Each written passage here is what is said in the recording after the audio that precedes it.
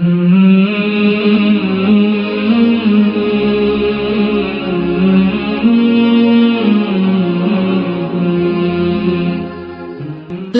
الہ الا اللہ محمد رسول اللہ.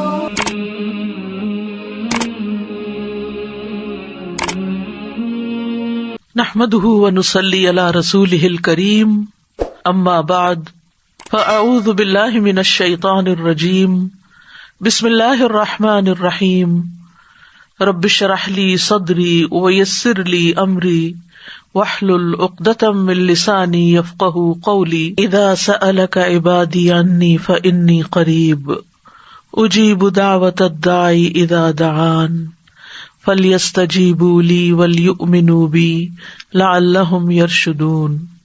اور جب میرے بندے آپ سے میرے بارے میں سوال کریں تو کہہ دیجئے بے شک میں قریب ہوں، میں پکارنے والے کی پکار کا جواب دیتا ہوں. جب وہ مجھے پکارے تو ان کو چاہیے کہ وہ بھی میرا حکم مانیں اور مجھ پر ایمان رکھیں تاکہ وہ ہدایت پا جائیں. خاص دعا کیا ہوگی رمضان کے آنے سے پہلے کہ یا اللہ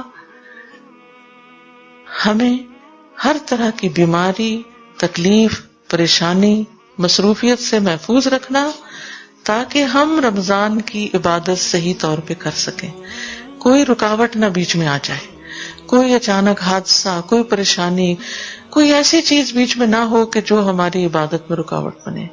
کیونکہ بعض اوقات آپ دیکھیے کہ آپ کی بڑی تیاری ہوتی ہے کام کرنے کی، اچانک آپ خود بیمار ہو جاتے ہیں یا گھر والوں میں سے کوئی بیمار ہو جاتا ہے تو پھر کیا ہوتا ہے؟ جو کچھ آپ نے پلان کیا ہوتا ہے وہ سب طریقہ طرح رہ جاتا ہے. تو اللہ تعالیٰ سے عافیت کی دعا مانگتے رہیں اور پھر یہ دعا کریں کہ اللہ ہمیں خیر و سلامتی کے ساتھ رمضان تک پہنچا دے، خیر کے ساتھ رمضان تک پہنچا دے.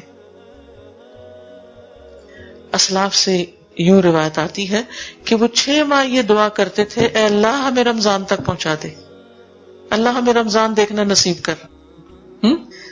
اور پھر رمضان کی عبادتیں کرتے اور رمضان کے بعد اگلے 5 مہینے یہ دعا کرتے اللہ ہمارے روزے قبول کر لیں، ہماری رمضان کی عبادتیں قبول کر لیں.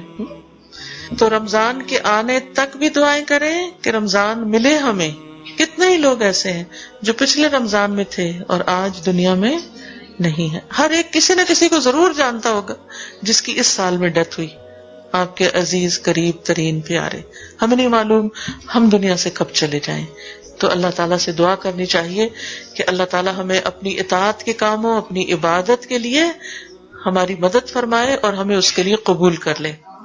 وآخر دعوانا ان الحمد للہ رب العالمین. سبحانک اللہم وبحمدک اشہد ان لا الہ الا انت استغفرک واتوب الیک.